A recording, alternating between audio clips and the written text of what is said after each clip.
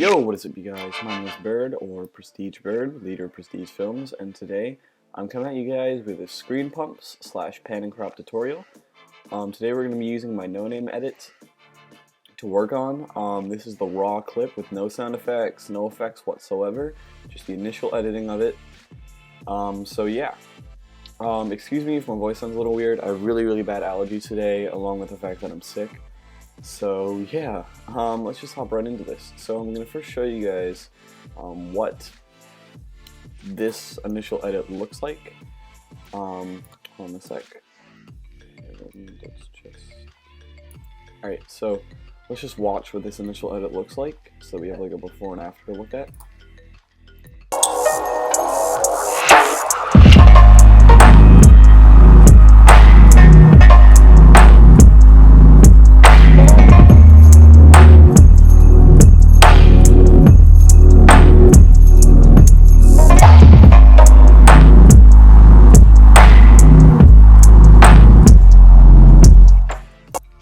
So as you guys can see, it's pretty simple. It's very basic. So let's start right off. So we're gonna put a split right here because this is where I want it to start, and we're just gonna leave all this alone to save render time. So when you split, if you're on Mac, it's Command Shift and then D, and it will just give you a nice little split. I'm not sure what it is on Windows, but if you don't know what it is on Windows, you can go up to here, Edit, and then Split Layer. So yeah. Alright, so let's just start off. Let's go into our effects and presets, and let's type in Transform, and let's move that onto this clip right here. Okay, so my After Effects just completely bugged out on me after I moved it on, but we're back in business. So what we're gonna go ahead and do is right here at the beginning, I'm going to want it to sort of like move in as it gets to here. Like I'm going to have it start outwards and then move in. But before you do anything, with pan and crop, you're going to always want to have motion blur. It's going to give it a more real feel.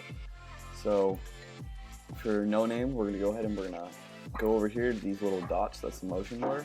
And then to enable it for everything, you click right there. So now we have motion blur enabled for everything. It's not motion blur for the clip, it's motion blur for any of the scales or anything we do to it. So up here at scale, we're going to keyframe the beginning, and we'll probably change it to like 125. Seems like a lot, but it really isn't. So now it's zoomed in a lot more, and then we're just going to go up to the point where we want it to stop, because we're going to have it move outwards. So probably go around here, we're going to have it back at 100. So now as you can see, as it moves in, it'll move out more, and it keeps the clip moving. So you hit U on transform, it'll show everything that you're currently doing. So we can move that keyframe out as much as we want. I think what we should do is, so there's the hit right there. Let's go 4 frames before the hit. Let's move this keyframe right to that point. So now we have it at 100, 4 frames before. So now it'll zoom, so right to the hit. At the hit, we're going to keyframe back up at 125. And let's mess around with the rotation, why not? So rotation, let's probably change this to around 3. And go back 1, 2, 3 frames. Let's put it back down to 0. And if we take a look at that,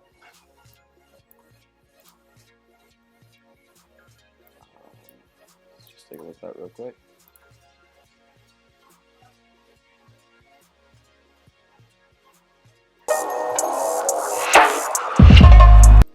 So it'll as you can see on the sides, you can see the motion blur.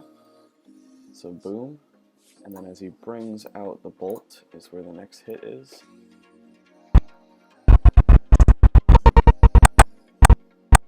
Alright, so right there. Let's keyframe that again, probably around 120 to be fair. Go back around 3 frames. And let's keyframe it at 100. And let's make sure the scale goes back to where it should be, right around. You can mess around with any of the settings that you want, but let's make the rotation go back right around there. And then pumps it again.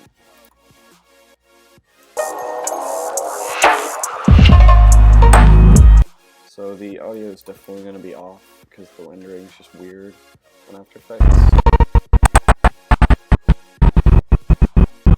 And then he moves in again. The beat is right there. So we're going to keyframe. You're going to want the kills to be higher, magnification or scale, and then the beats should be a little bit lower, so it just gives it a more like, the kills are supposed to be more, there's supposed to be more attention brought to it. And the kills should also have much more of a lead in as well. So let's go around 4 or 5 frames back from this. Keyframe back at 100, and if you want, you can add some rotation. You can really just mess around with it as much as you want. So you can go the other way this time, so negative. Keyframe that, and then go back like 3 frames, and keyframe it to 0.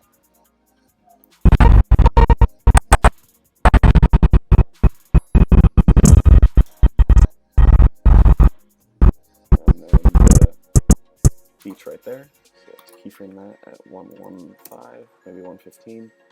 Go back like 3 frames, 100. And then let's make the rotation back to 0 right here. Because what's going to happen is you're going to get those black bars on the side, and you're not going to want those.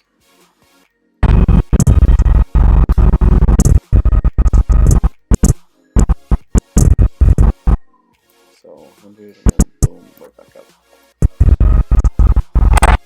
Now on transitions and cinematics and stuff, you don't really want to change much, but you can bring it back down to 100 just as it's going in.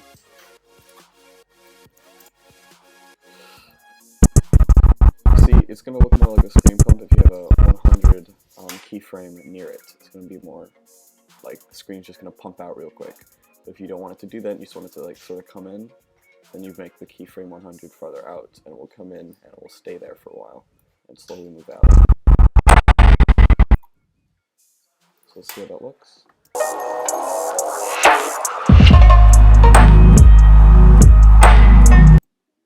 So it's just bringing more attention to everything.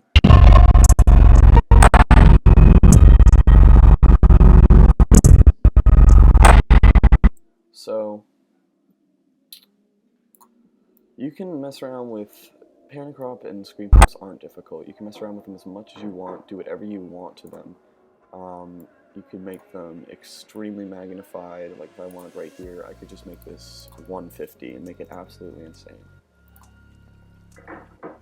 That's a little bit over the top.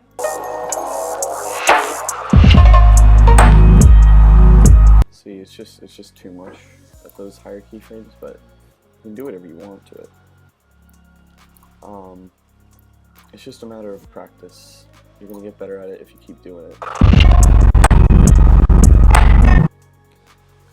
So yeah, I hope you guys enjoyed the tutorial. It was really quick, but it just sort of introduced you to the basics of it. It's really just, all it is keyframing at 120 or so on a kill, moving back a couple frames, making it 100, and then making sure that at the next kill you have 100 keyframe on it so that it's a screen pump.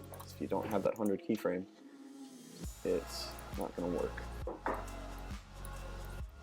See what I mean? Like, if it goes just right to 125, there's no keyframe telling it to move back out.